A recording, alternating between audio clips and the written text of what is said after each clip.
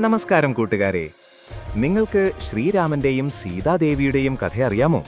ധീരതയും സ്നേഹവും നിറഞ്ഞ മനോഹര രാമായണ കഥയിലേക്ക് സ്വാഗതം. പണ്ട് അയോധ്യ എന്നു പേരുള്ള ഒരു മനോഹരമായ നഗരമുണ്ടായിരുന്നു. മനോഹരമായ വീടുകളും പൂന്തോട്ടങ്ങളുമുള്ള അവിടെ എല്ലാവരും സന്തോഷത്തോടെ താമസിച്ചിരുന്നു. അയോധ്യയിലെ രാജാവായിരുന്നു ദശരഥൻ. ജനങ്ങൾ അദ്ദേഹത്തെ ഒരുപാട് സ്നേഹിച്ചിരുന്നു. രാജാ ദശരഥന് 3 സുന്ദരികളായ രാജ്ഞിമാരുണ്ടായിരുന്നു: കൗസല്യയും, കൈകേയിയും, സുമിത്രയും. താമസിയാതെ അയോധ്യയിൽ വലിയ സന്തോഷമുണ്ടായി. എന്താണെന്നോ? കൗസല്യ രാജ്ഞിക്ക് സുന്ദരനായൊരു കുഞ്ഞുണ്ടായി, രാമൻ. പിന്നീട് കൈകേയി രാജ്ഞിക്ക് മറ്റൊരു കുഞ്ഞുണ്ടായി, ഭരതൻ.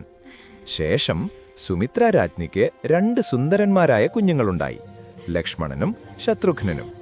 അയോധ്യ ചിരിയും സന്തോഷവും കൊണ്ട് നിറഞ്ഞു.